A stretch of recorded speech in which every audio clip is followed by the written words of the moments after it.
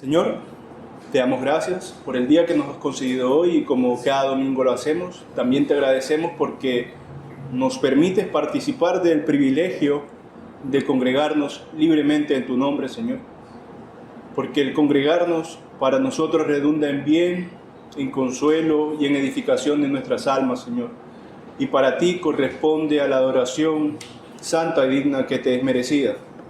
Te pedimos, Señor, que en este servicio, en este culto que damos a tu nombre, nos permitas tener corazones concentrados, dignos de la reverencia que es propia de tus atrios, Señor. Porque si bien entendemos que ya no hay templo en donde se concentra la adoración de tu nombre, también entendemos que todo lugar allí donde estemos reunidos, en el nombre de Jesús, allí estás tú, Señor. Tu presencia está aquí. Y debemos, Señor, reverenciar esa presencia. Debemos, Señor, actuar a la altura de la santidad de tu nombre. Por lo que, sin embargo, te pedimos que perdones nuestras deficiencias y nos edifiques a través del mensaje de tu palabra, a través de los distintos medios de gracia que acá cada vez que venimos participamos, como el cantar, el reflexionar en tu palabra, Señor, el orar, el participar de la comunión. Señor, te damos gracias por este día tuyo en el cual permites que nos acerquemos a ti para recibir de ti la edificación. Te rogamos que esa edificación obre en nosotros ahora en el momento de la escuela dominical y que seas tú glorificado, aparte de cualquier error y deficiencia mía. En el nombre del Padre, del Hijo y del Espíritu Santo oramos. Amén. Buenos días. Hoy continuamos, hermanos, en la serie de Introducción a las Escrituras, en la que estamos actualmente, que es el segundo libro de Samuel. La semana pasada ya estudiamos los primeros 5 capítulos, que nos mencionan más o menos en la transición del reino en Israel de Saúl hacia David. Esa sección culmina con David ya asumiendo el reinado de Israel. Y vimos, entre varias cosas, cómo el cumplimiento de la promesa divina, como no es raro en las Escrituras, no llegó inmediatamente. Recordamos que David recibió esta promesa siendo un muchacho, un niño, se le dijo esta promesa siendo un niño, pero recibe su cumplimiento ya adulto, de más de 30 años. Después de haber sido perseguido para darle muerte por Saúl durante 10 años, después de muchas cosas que pasó, no le llegó inmediatamente. Y menciono que esto no es raro en las Escrituras, porque esta forma de obrar precisamente muestra que las cosas de Dios se obtienen de Dios. Es decir, tenía que quedar claro que David no obtuvo el beneficio del reinado sobre Israel por sus proezas, aunque era un hombre con grandes proezas, por su fuerza, por su valentía, aunque era un hombre fuerte y valiente. Es decir, él no obtiene el imperio sobre el reino de Israel porque él fuera alguien idóneo para el reino, aunque se dice de él que era un hombre conforme al corazón de Dios, sino que lo obtiene porque el Señor garantizó que lo obtuviera. Lo obtiene por el poder de Dios. David entonces, como observamos en esos primeros 5 capítulos y al final del libro del primero de Samuel también, no necesitó hacer grandes campañas militares para tomar por la fuerza el poder, sino que más bien el relato enfatiza que Dios fue ordenando las circunstancias históricas, quiero decir, para que de forma natural se diera lo que él había determinado de antemano. Y eso es bastante consistente con lo que en otras ocasiones nosotros hemos hablado acerca de la doctrina del decreto o de la providencia, cómo Dios garantiza sus decretos, bueno, por algo que se llama providencia. ¿Qué es la providencia? La forma en que Dios opera sobre la creación, la forma en que Dios opera sobre la historia, la forma en que Dios usa las voluntades libres de las criaturas para llevar a cabo sus fines. Por ejemplo, un caso arquetípico es cuando los hermanos de José lo entregaron, ¿no? Y finalmente ellos van y se dan cuenta que él gobernaba sobre Egipto y él les dice, no se preocupen, yo los he perdonado, el mal que ustedes tenían planificado contra mí, ya Dios lo había tomado en cuenta para hacer un gran bien, incluso para preservar la vida de ellos mismos. Y en ese mismo sentido, vemos que durante la vida de David, que pudo haber tenido una buena razón para pensar que nunca iba a recibir la promesa del reinado, Dios lo garantizó sin utilizar nada de lo que David pudiera hacer. Ahora, desde el otro lado de la moneda, vemos que David soportó esto con paciencia. No se quejó. Era totalmente distinto a su antecesor. Recuerden que Saúl, estando un día próximo a hacer un sacrificio junto a su mentor Samuel, el profeta Samuel, se desesperó porque Samuel no llegó a la hora que él esperaba que llegara, y Saúl hizo un sacrificio. Recordarán, eso lo vimos en el primer libro. Cosa que estaba prohibida. Los sacrificios rituales solamente lo hacen los sacerdotes. Entonces él como rey no tenía la autoridad para hacer un sacrificio ritual. No tenía la autoridad para consagrar mediante un sacrificio nada al Señor. Pero él lo hizo, se apresuró. No tuvo paciencia de unos cuantos minutos o quizás unas cuantas horas. David tuvo paciencia de años, convencido de que aquello que se le había prometido de parte de Dios, intermediado por Samuel, quien fue el que le dijo que iba a ser rey, sería verdad. Entonces David para nosotros aquí también es un ejemplo de virtud en su espera en la voluntad de Dios, en su espera de que la providencia divina en la cual él confiaba actuara, porque él pudo mucho antes, por ejemplo cuando murió Saúl, pudo haber tomado el reino por la fuerza, pero no lo hizo. De hecho, vimos en la clase anterior que se molestó cuando sus propios soldados actuaron rastreramente contra sus enemigos. Él no quería tener una victoria llena de sangre. Ahora, el capítulo 5 terminó señalando el inicio del reinado de David con un detalle importante, que él ya no reinaba solamente sobre la tribu de Judá desde Hebrón, porque así duró reinando varios años mientras estaban los dos centros de poder, la descendencia de Saúl y él, sino que termina el 5 ya mencionando cómo los líderes de las otras tribus lo reconocen y empieza a reinar sobre todo Israel desde Jerusalén.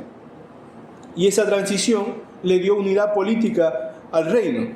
Ahora, ¿por qué esto es importante? Porque más allá de los asuntos políticos de Israel, de que bueno, al estar ya unificadas todas las tribus, tener un solo rey, eso iba a hacer que la nación fuera más estable, más fuerte, etc. Todo lo que lógicamente tiene de beneficio no estar fragmentado. El tema importante acá es cómo Dios, detrás de estas cosas que son naturales, como la política, la geopolítica, iba garantizando la consolidación del reino que finalmente apuntaba a algo terrenal, sí, que es el reino de Israel, pero a algo mucho mayor, que era el reino de Cristo. Porque en Jerusalén es donde se iba a obrar el ministerio de Cristo. En Jerusalén es donde iba a reinar figuradamente y algún día literalmente, en la nueva Jerusalén, Cristo Jesús. Y él estaba preparando todo eso. Ahora, más allá, como digo, de estos aspectos naturales de la guerra, el texto sugiere una premisa que es importante a lo largo de todo el libro de Samuel, pero en general a lo largo de todas las escrituras, que la victoria finalmente siempre pertenece al que está con Dios, indiferentemente de la potencia de sus ejércitos. Porque, aunque en realidad el libro no entra en detalles al respecto, yo creo que es razonable pensar que el ejército del lado de Saúl, de la descendencia de Saúl, era mucho más grande que el de David. David tenía el apoyo de una sola tribu, el lado de Saúl de todas las demás tribus. Entonces, aunque no menciona el texto eso, es lógico que él estaba en totalmente una desventaja con respecto de obtener la promesa. Por lo tanto, no la obtuvo por él, sino por Dios. Ahora avanzamos a los capítulos que nos competen hoy, los capítulos 6 y 7. Y estos dos capítulos narran dos acontecimientos importantes y relacionados. El primero es que David trae el arca del Señor a Jerusalén. Ese es el primer elemento importante que luego desglosaremos en algunos hechos que suceden en medio de todo eso. Ahora, esto es importante porque señala cómo su reino iba a estar marcado porque Dios estuviera en el centro. Dado que, si recordarán, en el primer libro de Samuel, por una serie de acontecimientos desafortunados, el arca del pacto termina estando en otro lugar, porque la habían robado los filisteos, duró unos meses allá, causó plagas en varios pueblos filisteos, la devolvieron, pero por algún tipo de temor o quién sabe qué, la dejaron finalmente en otro lugar en el cual normalmente no estaba el arca. Por lo tanto, el pueblo judío no gozaba en el lugar de su centro político, que era Jerusalén, en el lugar del centro social de esa nación, no gozaba de la presencia de Dios en el arca. Y a Saúl parece que durante todos los años de su reinado no se le ocurrió hacer esto, no se le ocurrió hacer este acto simbólico que David quería hacer, poner a Dios, al arca del pacto, en medio de su reinado. Ese es el primer elemento significativo de estos dos capítulos que estudiaremos, el 6 y 7.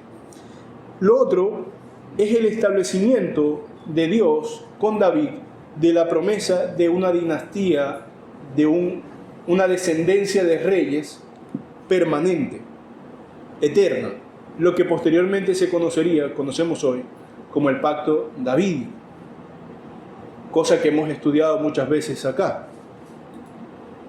Dios le prometería a David que su reino sería perpetuo. Y ya veremos cómo se desarrolla eso también, cómo llega esa promesa. Ahora, como ocurre frecuentemente en los pactos del Antiguo Testamento, esta promesa tiene una dimensión histórica y una dimensión trascendente, que va más allá de la historia. Podemos llamar una dimensión teológica, espiritual, de la promesa. Algo que va mucho más que la dinastía propia de David o lo que ellos pudieran hacer. En el desarrollo del relato, veremos que esta promesa, en su aspecto no histórico, sino en su aspecto teológico, apuntaba a algo mucho más grande de lo que David podría haber esperado. Cualquier rey, estaría satisfecho con que su reinado permanezca por generaciones. Pero ninguno espera, por ejemplo, permanecer el mismo para siempre. Pero en el aspecto espiritual de la promesa, a David se le estaba prometiendo que en su descendencia habría un rey, no solo que su trono permanecería para siempre, el trono de David, de la casa de David, sino que habría un rey que permanecería para siempre. Eso lo entendemos, por supuesto, mejor nosotros que el mismo David, porque nosotros tenemos acceso a la historia completa. Ahora, en cierto sentido, para hacer un resumen antes de ir a ese lado, todos estos dos capítulos se mueven a través de una preocupación del rey David. El deseo de vindicar a Dios, el deseo de que en su reino, a diferencia de su antecesor, que había sido un hombre espiritualmente malvado, un hombre que se había alejado del Dios que lo había llamado, en su reino él quería vindicar la adoración al Señor y que el Señor estuviera en medio de ellos. Más o menos ese es el hilo conductor de estos dos capítulos que estudiaremos. Y en el desarrollo veremos que este deseo de David, aunque era bueno, el Señor tenía preparadas algunas cosas mejores que las que él la pudiera hacer. Ahora, esto nos debe recordar, anticipándonos a los eventos que pasarán acá, por un lado, que David le hará una propuesta al Señor y el Señor no la aceptará, sino que le dirá otra cosa. Y por otro lado, que hay un hombre, ya ustedes conocen esta historia, ahorita lo leeremos bien, hay un hombre que hace algo que no debió hacer y Dios lo mata por eso. Teniendo estas dos cosas, debemos recordar que por mucho que nosotros tengamos buenos deseos con respecto de las cosas del Señor, siempre la única fuente de toda verdad, la única fuente de toda cosa buena, del conocimiento de lo que debemos hacer nosotros con respecto de Dios, es Dios mismo. Y esto nos lo enseña estos dos capítulos ejemplarizados en los dos eventos. Por uno, la propuesta que le hace David a Dios, en donde él le muestra algo mejor. Y por el otro lado, el suceso de Usa, el hombre que muere por haber hecho algo que no debía. De modo que en esta lección observaremos 4 momentos principales que nos servirán para hacer algunas reflexiones. En primer lugar, el traslado del arca del pacto hacia Jerusalén. En segundo lugar, la muerte de Usa y la santidad de Dios, que está relacionado al momento del traslado del Arca del Pacto. En tercer lugar, el deseo de David de edificar un templo. Y en cuarto y último lugar, la promesa divina de una casa para David. Lo que mencioné hace un momento, que se denomina el pacto davídico. Entonces, el capítulo 6, que es el primero de los dos capítulos que tocaremos, narra el intento del rey David de trasladar el arca del pacto hacia Jerusalén. Y esto es importante porque el arca del pacto era probablemente el objeto, la cosa material más sagrada para el pueblo, más sagrada para la religión de estos hombres. Representaba el elemento visible de algo que es invisible, que es la presencia de Dios. Era un elemento irreemplazable por cualquier otra cosa. Allí habitaba, en términos simbólicos, claro, pero también místicos, de alguna forma también estaba allí la presencia de Dios. Y sabemos, por supuesto, que cuando decimos que habitaba, se queda corta la palabra habitar, pero era más o menos la experiencia que ellos tenían. Se queda corta porque Dios es inmenso, Dios no puede ser contenido por nada, Dios no tiene cuerpo, por lo tanto no se localiza en ningún lado. Pero la idea es que por misericordia el Señor, condescendiendo a nuestra debilidad y a nuestra humanidad, quiso darle al pueblo algo visible por lo cual ellos pudieran sentirse seguros y cercanos a Dios. El arca del pacto.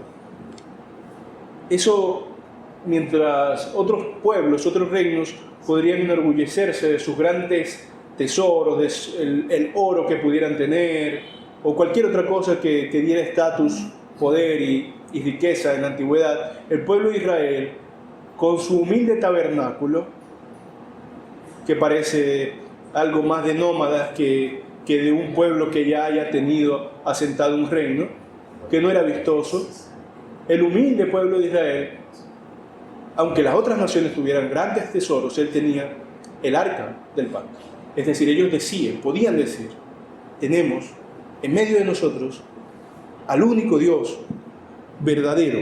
He allí la importancia de esto que hace David, de buscar el arca para que fuera trasladada al centro de gobierno de Israel. Una forma de decir, yo reconozco que el rey de Israel, el verdadero rey, no soy yo, sino Dios. Esto no lo dice David, claro, pero esto podemos asumirlo de las dos formas tan distintas en que gobernaron estos dos reyes.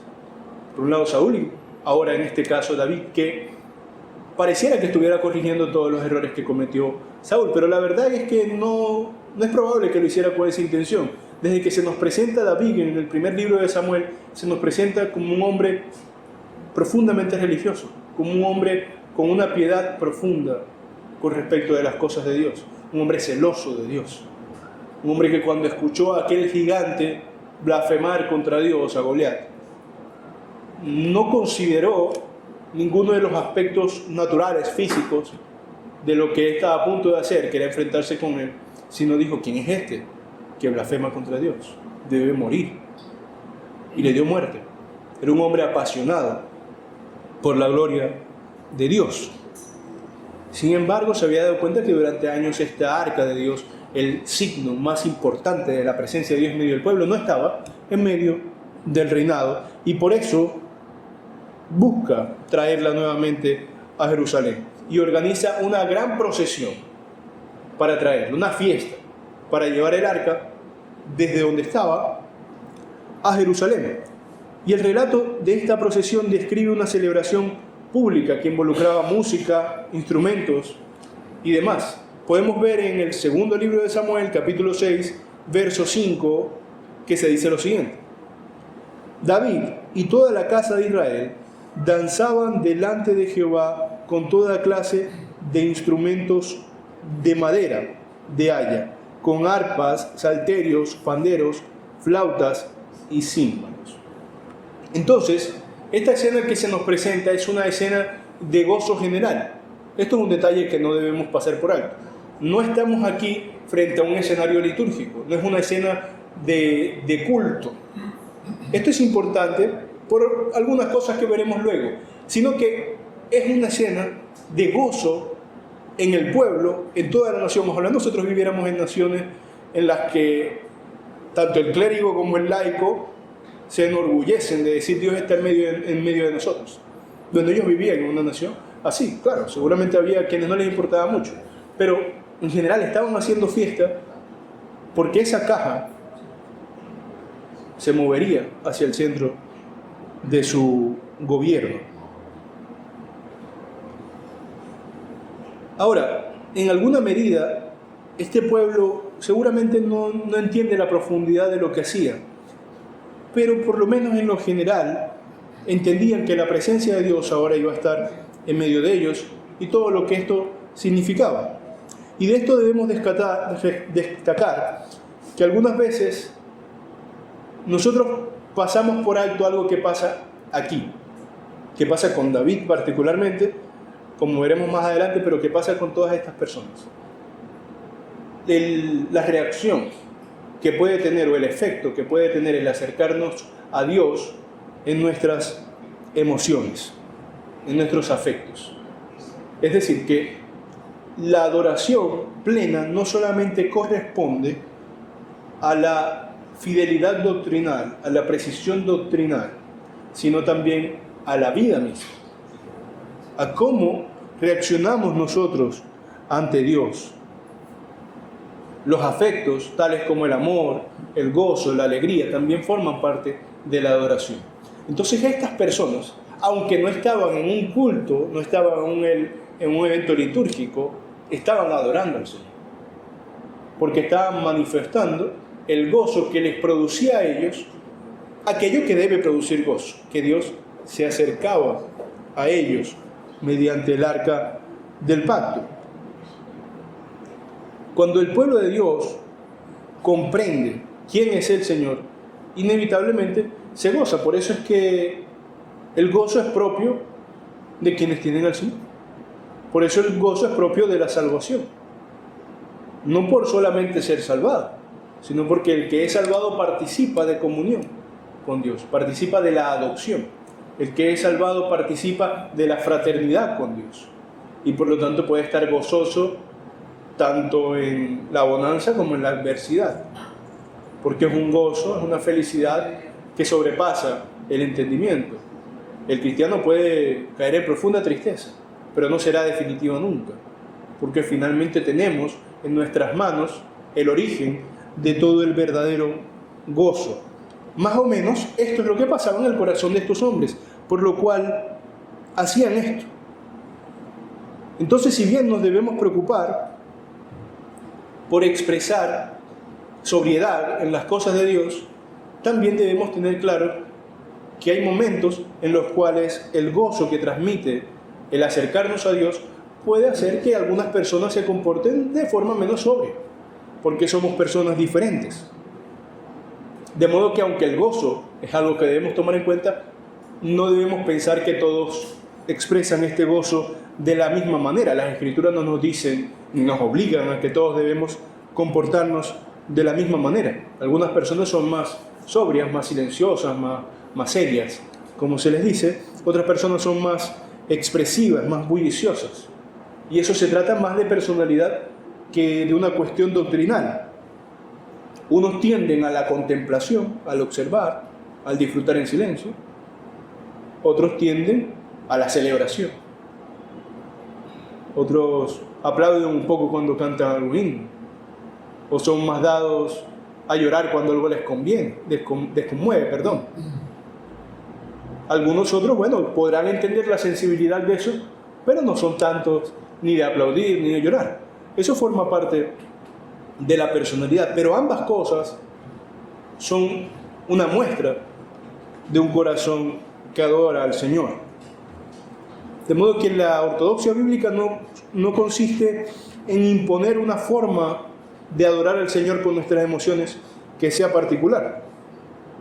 Pero esto va para ambos lados, ¿no? El que es más sobrio, más silencioso, no debe esperar que el que es bullicioso se calme, se calle, se porte serio. Pero el bullicioso tampoco debe decir, aquel que que siempre está tranquilo, seguramente que no tiene el gozo del Espíritu. Eso lo vemos en algunos tipos de iglesias, ¿no? En donde se enfatiza en cierto aspecto de la oración. Nosotros aquí en muchas escuelas que hemos estado reflexionando acerca de la vida cristiana, hemos visto el peligro de esto, ¿no? De ir a algunos extremos. Cuando hablamos acerca de la virtud, recordamos que la virtud es el punto medio, ¿no? El hacer algo orientado a lo que aquella cosa debe orientarse. No hacerlo en exceso, pero tampoco en defecto. Es claro, por ejemplo, que está mal que yo maltrate a mi hija todo el tiempo, ¿no? Es decir, que la regañe, que haga cosas que a ella le afecten de forma dura todo el tiempo. Ahora, está mal también que sea permisivo todo el tiempo, que nunca le ponga ningún límite. Una cosa sería el defecto, otra cosa sería el exceso. Lo que está bien es amarla, es procurar su bien. Eso está bien. Del mismo modo, no está bien que nuestra oración se rija únicamente por nuestras emociones, sino que nuestra oración debe contemplar también, debe entender, debe razonar. Pero tampoco que nuestra oración se rija únicamente por la contemplación y sea muerta en cuanto al sentir, porque entonces no cumpliremos aquello que dice Jesús de llorar con los que lloran y reír con los que ríen. Nuestra oración también corresponde a nuestros afectos.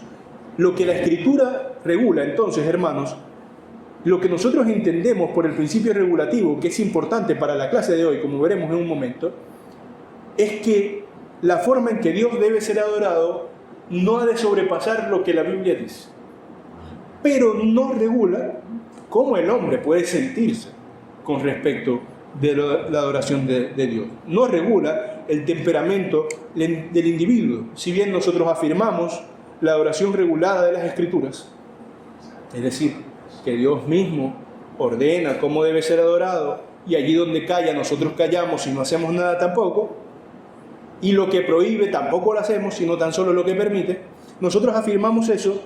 Aún así, afirmamos que la adoración, que va más allá de solamente la liturgia, va más allá de solamente el culto, es decir, toda cosa que hacemos en virtud de la dignidad de Dios, toda cosa que dirigimos a Dios, eso es adoración. La adoración no tiene por qué ser mecánica ni fría. Ahora, ¿por qué menciono todo esto? Porque he mencionado que esto tiene relación con el texto. Lo menciono porque, como sabrán los que están familiarizados con este capítulo 6 del segundo de Samuel, en este capítulo se refieren dos eventos importantes al respecto. Primero, veamos segundo de Samuel, capítulo 6, verso 14. Esto sucede ya cuando David trajo el arca a Jerusalén. Dice: y David danzaba con toda su fuerza delante de Jehová, y estaba vestido con un efod de lino. Entonces el rey David, vestido con toda la dignidad de alguien poderoso, bueno, porque sabrás que no cualquiera se vestía con estas ropas, este rey que ostenta toda la autoridad de Israel después de Dios, este rey que debe ostentar, según algunos cánones, moderación, seriedad, contemplación, estaba por las calles danzando, dice el texto, con toda su fuerza, quizás dando vueltas, no sé lo que haría, como danzar a esa gente. Estaba danzando frente a todo el mundo, haciéndose igual al plebeyo, haciéndose igual a sus súbditos, entremezclado en esta fiesta. Y mientras pasa eso, dice en el 16, cuando el arca de Jehová llegó a la ciudad, aconteció que Mical, hija de Saúl, la primera esposa de David, si recordarán, miró desde una ventana y vio al rey David que saltaba y danzaba delante de Jehová. ¿Y qué dice? Y le menospreció en su corazón. Le pareció una cosa indigna la que hacía David. Le dio pena ajena, diríamos hoy. Le menospreció en su corazón. Entonces, mientras David se gozaba en la presencia del Señor, más clara que nunca, porque Dios está en todos lados, pero tenían ahí el arca del pacto, en la presencia del Señor se estaba gozando David. Su esposa Mical, que lo observaba desde lejos, lo desprecia. Y hay un claro sentido de impiedad espiritual en esta acción de Mical. Mical, como dije, era hija de Saúl. Y en este sentido probablemente era un reflejo de la crianza que le había dado su padre, de la forma de gobernar, de la forma de ser, de la realeza que le había dado su padre. Parece que el rey Saúl seguramente había olvidado que venía de ser algo así como una especie de ganadero, de una persona que vivía del campo.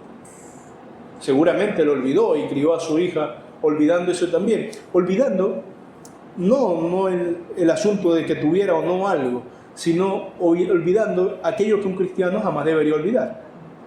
Lo humildes, lo insignificantes que somos respecto de las cosas de Dios. Es decir, si nosotros en la vida regular, cuando un presidente habla, solemos guardar cierta reverencia, levantarnos, sentarnos, obedecer cierto protocolo. Eso es cierto porque hay jerarquías de dignidades en este mundo natural. Pero cuando entramos a la casa de Dios, o cuando estamos en su presencia, como era el caso del rey David en ese momento, no existen reyes, no existen dignidades. El único digno es Dios. Frente a Dios, cualquier otra cosa desaparece. Fíjense, frente a Dios, en la parábola, el fariseo, que es representación pura de la observancia estricta de la ley, frente a la parábola del Señor Jesús del fariseo y el publicano, el fariseo y el publicano delante de Dios son lo mismo y nada más. Dos hombres pecadores que lo necesitan. Y unos reciben de Dios la expiación, el perdón, y el otro no. ¿Por qué? Según la parábola, tan solo por su actitud de humildad frente a Dios. Dios no toma en cuenta ninguna dignidad humana. Ante Dios, todos somos criaturas. Y hay una distancia tan grande respecto de Dios con nosotros como respecto de una hormiga con un ser humano.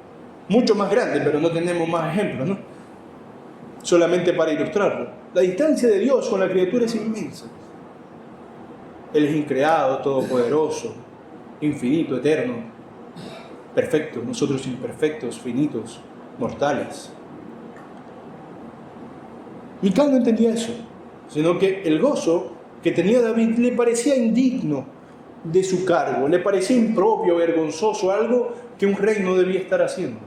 Pero David tan solo estaba feliz, porque la presencia del Señor iba a estar en medio de su reinado. Precisamente él estaba haciendo lo que un rey de Israel, o sea, no un rey de este mundo, un rey de Israel, un rey del pueblo de Dios tenía que hacer. Gozarse, porque Dios está en medio de ellos. Por lo que en realidad revela el texto algo mucho más importante, que se ejemplifica en Mical, pero que podemos ver en muchas otras personas. Que hay corazones incapaces de comprender el gozo de la comunión con Dios, porque están más enfocados en cuestiones externas insignificantes. En palabras del Señor Jesús podría decir, porque les preocupa mucho colar el mosquito, pero dejar pasar el camello. ¿Recuerdan cómo dice el Señor Jesús? Se preocupan por cuestiones externas de personalidad, temperamento, las cosas que hemos mencionado, pero no por el corazón. Ya anunciaba Jesús, bueno, anunciaría años después de esto, pero muchos años antes que nosotros, que llegaría el día en que el Señor querría e instauraría una adoración que siempre debió ser, en la cual ya no había lugares especiales, ya no había dignidades especiales, sino que todo verdadero adorador adoraría al Señor en espíritu y en verdad. David estaba haciendo una especie de antesala de eso. Cómo se despojaba de lo que supuestamente tenía que ser digno de un rey para cantar, danzar, bailar, adorar al Señor, con lo que, por cierto, sin olvidar el contexto que es tan importante en el estudio de las Escrituras, era algo natural en alguien como David, porque David era un tipo artístico, era un poeta, era un músico. Entonces él hacía lo que David sabía hacer, expresar arte para Dios. Eso nos recuerda aquella máxima que dice Pablo, ¿no? Que todo aquello que hagamos, hagámoslo como para Dios. Yo creo que los salmistas y proverbistas son de los mejores ejemplos en la historia de eso. Eran hombres de arte que hacían todo como para Dios. Ahora, este contraste es relevante para nosotros hoy todavía, porque en la iglesia siempre existen esos dos errores opuestos. Estos y muchos otros. No, nosotros los seres humanos somos contradictorios, somos extremistas y por lo tanto cometemos errores de oposición. Uno, en este caso, consiste en confundir la adoración con la mera excitación emocional, como les mencionaba hace un momento. Eso pasa hoy, no es necesario que yo señale alguna u otra iglesia, pero sabemos, basta con salir a la calle, visitar iglesias por allí y darnos cuenta que en algunos lugares se piensa que adorar al Señor es entrar en estados de éxtasis, de desorden, de gritería, en donde no se entienden unos con otros. Y eso es, por supuesto, un error de un extremo. El otro error consiste en sospechar de todo gozo visible, de decir, me parece que tal o cual hermano o hermana es carnal porque aplaude mucho en los sillos, o porque mueve la cabeza cuando está cantando. Y sabemos también que eso sería un error, ¿no? Jugar algo tan trivial como si fuera un defecto del amor que alguien tiene por el Señor. Tenemos que tener moderación en todas estas cosas, tanto en la práctica como en los juicios que hacemos de las cosas que vemos. Si bien la adoración corresponde a la reverencia, también corresponde al gozo. Si no, no cantaríamos. Porque ¿qué acciones hay en esta vida más excitante de los sentidos, de las emociones, que el arte? Entre eso el canto. El canto, podríamos, por ejemplo, si hay alguna letra verdadera, piadosa, bella, podríamos que el director la lea. Y ya, mira, reflexiona en lo que dice aquí, podría leerla, pero no la leemos, la cantamos. Porque buscamos que con la mente nos conduzcamos a toda verdad, pero que esta verdad sea mediada por algo que es bello, por algo que nos da paz, que nos edifica, que produce en nosotros lo bueno, que produce en nosotros incluso conmovernos. Y un corazón conmovido es más receptivo también a veces. Entonces estas cosas que nosotros hacemos no están dadas porque sí. ¿Por qué Pablo cantaba preso? Bueno, para apagar la tristeza que seguramente sentía. Estos hombres vivieron muchas cosas malas. De hecho, recordarán que el hecho de que Pablo cantara preso impactaba a los que estaban alrededor. Entonces, las Escrituras no apoyan ninguno de esos dos extremos, la frialdad absoluta o, bueno, la locura, la imprudencia, el desorden, nada de eso. Porque es el mismo Dios quien ordena que seamos sobrios, ordenados, pero también es el mismo Dios que nos da el gozo y nos ordenó, por cierto, actuar con gozo, cantar y hacer todas estas cosas que regocijan nuestros corazones. Y ese deleite puede manifestarse de muchas maneras, según cada uno. El resumen de este aspecto es que una buena adoración nos lleva a tener un corazón que se alegra de estar en la presencia de Dios. David entonces aquí estaba bien y Mical estaba mal, aunque Mical aparentemente hubiera deseado algo más solemne. No creo que Mical se molestara en sí por la procesión del arca, sino que de repente le hubiera gustado que hubiera una banda de músicos tocando tranquilamente por detrás del arca y David con su corona o no sé, con una armadura y sobre un caballo blanco entrar a Israel. Seguramente le hubiera gustado algo así.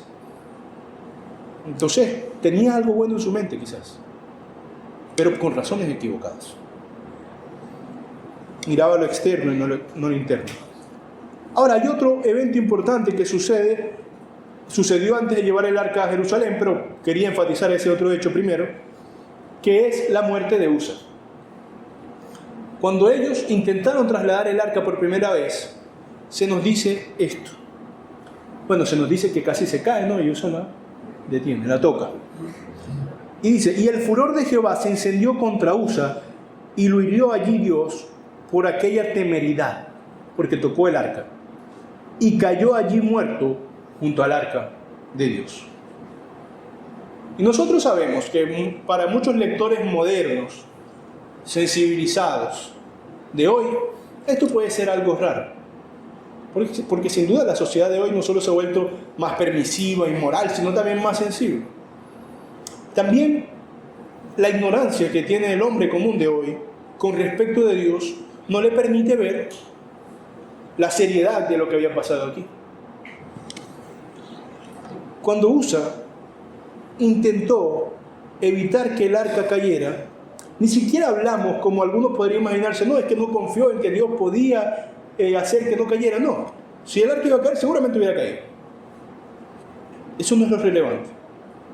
Usa pensó que podía ofrecerle a Dios algo que él explícitamente prohibió que se le ofreciera. Números 4:15 dice, con respecto del arca, pero no tocarán cosa santa con respecto de las cosas santificadas, no sea que mueran. El arca tenía que ser específicamente tocada solamente por los levitas y nadie más. Solo los levitas podían tocar el arca, y lo que hizo Usa, supuestamente bien intencionado, querer sostener el arca, era algo que estaba prohibido. Él no se le había dado esa autoridad, y el Señor, para dejar de manifiesto que si bien permite el gozo, que si bien permite la expresión de su pueblo, aún así es un Dios santo. Y este es el otro lado de la moneda, ¿no? Es un Dios que demanda que las cosas sean como han de hacerse. Entonces castigó a Usa con el castigo que se merecía, la muerte, porque desobedeció al Señor. Esto nos recuerda algo, hermanos, que solemos olvidar por la tranquilidad con la que pecamos. Todo pecado lleva consigo la paga de la muerte. La única diferencia es que tanto se difiere la condena. La condena del impío, de aquel que nunca cree en Cristo para salvación, se difiere hasta el día de su muerte. Hasta el último segundo de vida, si se convirtiera, sería perdonado y sería declarado justo. Pero si no lo hace, lo único que ha hecho es haber diferido su condena durante mucho tiempo, pero todo pecado corresponde a la muerte. Por lo tanto, además de lo que ya mencioné sobre la santidad de Dios, en realidad el castigo que recibió Usa es razonable, porque él pecó. Él desobedeció a Dios, y en su caso no le difirió el castigo, se lo dio inmediatamente. Porque Dios suele hacer las cosas también de forma pedagógica. Entonces el problema fundamental aquí fue la irreverencia, porque además el arca ni siquiera tenía por qué estar siendo transportado en una carroza. Esto es un problema que ya habíamos visto en el primer libro de Samuel. Aquí lo tenía un carruaje y por el movimiento se iba a caer y tal. Ellos los levitas tenían que estar cargando el arca, con unas varas que había para eso, por eso el arca tenía unos anillos, etc. Había una forma en la que tenían que mover eso, y no lo estaban haciendo. Y por no estarlo haciendo pasó lo que pasó. Y por eso intentó sostenerlo. Y por eso murió. Por pensar que nosotros podemos mejorar lo que Dios ha dicho que debemos hacer, podemos ser reprendidos por el Señor. He allí la virtud y la belleza, por supuesto, del principio que sostenemos, el principio regulador de la adoración. No es que nos parece a nosotros que seamos más perfectos, o porque seamos más ordenados, o por nada de esas cosas triviales, sino por algo bien sencillo. ¿Por qué he de hacer yo algo que el Señor o me ha prohibido, o simplemente no me ha ordenado? ¿Tengo yo una creatividad y un bien en mi corazón mayor que el del Señor, que no pidiéndome algo yo se lo vaya a dar? Claro, esto obedece al contexto litúrgico, como dijimos. En la vida general, la prudencia dicta hacer todas las cosas para el Señor. Ahora, este es el otro lado que quise mostrar después, aunque pasó antes, porque nos muestra el elemento del orden. De que si hay un momento de orden en las cosas relacionadas con el Señor, hay que hacerlas como se nos ordena hacer. ¿Y qué pasó? Que este momento fue pedagógico para Israel. Dice el segundo libro de Samuel 6:9 sobre el mismo rey David: y temió David a Jehová aquel día, y dijo: ¿cómo ha de venir a mí el arca de Jehová? David, cuando vio esto, se arrepintió de llevar el arca a Jerusalén. Después la llevó, porque ya vimos más adelante. Ya veremos por qué. Él se arrepintió y dice, no, yo no lo vaya para allá, nosotros estamos tomando unas atribuciones que no debemos. El problema fue lo de Usa, pero David se asustó tanto que la dejó en la casa de otra persona allí, bueno, porque iban de paso. Y resulta que esa arca duró allí 3 meses. Y se menciona en el texto que la casa donde la dejaron, no recuerdo el nombre, era Obed algo, fue bendecida por Dios. Y ahí se dan cuenta de algo importante. A David se le avisa, mira, rey, que la casa donde dejamos el arca fue bendecida por Dios. De lo que se dieron cuenta estas personas es que el asunto no era el arca, o sea, el arca no era algo letal, asesino. Dios no estaba en medio de ellos para matarlos. El asunto era la desobediencia, el asunto era la irreverencia del pueblo. El asunto era que no estaban obrando con respecto de Dios como tenían que hacerlo. Cuando Dios mandó plaga para que matara al pueblo de Israel que se había quedado por unos poquitos días, que Moisés no había vuelto del monte y habían hecho un becerro de oro. Cuando mandó la plaga para que los matara, es que Dios quería matarlos, los sacó de Egipto para matarlos. No, sino que ellos, ni bien había pasado 2 meses, ni un mes había pasado cuando pasó eso, ya estaban siendo unos paganos, ya estaba hablando un becerro. Y por eso manda plaga para que los maten.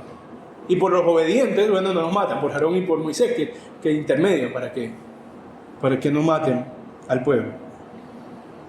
Ahora, quiero ir ya en como un resumen o como una síntesis del capítulo 7 al último elemento que se trata en estos 2 textos, que es el pacto davídico. Esto sí lo quiero leer textualmente, no todo, pero el deseo de David lo quiero leer textualmente porque a mí personalmente me parece una expresión bastante hermosa del rey David. Dice, 2 de Samuel 7, del 1 al 3. Aconteció que cuando ya el rey habitaba en su casa, después que Jehová le había dado reposo de todos sus enemigos en derredor, dijo el rey al profeta Natán, mira ahora, yo habito en casa de cedro, y el arca de Dios está entre cortinas, en un tabernáculo, ¿no? Y Natán dijo al rey, anda ya, haz todo lo que está en tu corazón, porque Jehová está contigo. David decía, según su razonamiento, que tiene sentido, yo habito con todos los lujos de un rey, y mi Señor, el Dios creador del universo, está entre cortinas, entre unas telas. Quiero construir un templo. Entre otras cosas, el Señor le dice a David, yo te pedí un templo. Pero además, en lo que conocemos como el pacto davídico, que en un momento leeré un pedazo, Dios lo que le dice a David es, tú no tienes nada que darme. O sea, no hay nada que el hombre tenga que ofrecer a Dios, que Dios por sí mismo no tenga. ¿Debemos dar gloria a Dios? Sí, claro, pero a Dios le falta gloria. De ninguna manera. ¿Debemos honrar a Dios? Por supuesto. ¿Pero Él es deshonroso? No. ¿Debemos santificar a Dios, hacerlo distinto, especial en nuestra vida? Sí, claro. ¿Pero Él no es ya santo? Claro que lo es. Entonces no hay nada que podamos ofrecerle que no tenga. Dios es autosuficiente. Ese es el principio de la seidad, ¿no? Dios es en sí mismo y Él no necesita de nadie más. Pero en su misericordia no solo rechaza la petición que hace David, porque Él ya tenía planificado para él que otra persona construyera el templo, que sería Salomón, sino que además en el 11 del 7 le dice, por medio del profeta Natán, Jehová te hace saber que Él te hará casa. Tú no le harás casa a Él te hará casa. Es decir, dice en el 16, y será afirmada tu casa y tu reino para siempre delante de tu rostro, y tu trono será estable eternamente. No es que tú no le harás el templo, es que Él te está prometiendo ahora que tu reino permanecerá para siempre. Y sin duda, esto se cumple de muchas formas. Porque hoy estamos hablando de David. Incluso el mundo secular sabe quién es el rey David. Y sin duda el mundo secular sabe quién es su hijo Salomón. 2 hombres grandes. Su reino, en términos de la humanidad y de la memoria, ha permanecido para siempre. Y probablemente no será olvidado. Pero en el aspecto espiritual, que es el más importante de la promesa, en el asunto teológico, esta promesa le estaba anunciando aquello que configuraría la esperanza mesiánica para el pueblo de Israel y para nosotros hoy, que el reino sería establecido perpetuamente, porque el que gobernaría desde Israel para siempre y sobre todos sería el Mesías, Jesucristo, que no solamente traería estabilidad a la nación de Israel, sino que traería estabilidad al mundo entero, que pacificaría por medio de la destrucción de sus enemigos, que estarán al estrado de sus pies, como muchas veces dice Apocalipsis, en donde se romperá toda rodilla y se doblegará toda persona y toda resistencia ante Dios, y los suyos, los que han sido adoptados, gozaremos y reinaremos con Él para siempre, y sus enemigos serán callados para siempre. Eso es lo que se le estaba garantizando allí. Esa es la promesa que era esperanzadora para David, pero que es para nosotros también. Ese rey ya nació, vivió, fue coronado incluso, con una corona de espinas. Pero vendrá, ya no como cordero, sino como león, nos dice las Escrituras. Esa promesa, en parte ya se cumplió, y ya solamente estamos esperando el sello definitivo. La promesa del pacto davídico es la promesa de que Cristo reinará sobre este mundo, sobre la tierra nueva y el cielo nuevo, definitivamente y para siempre.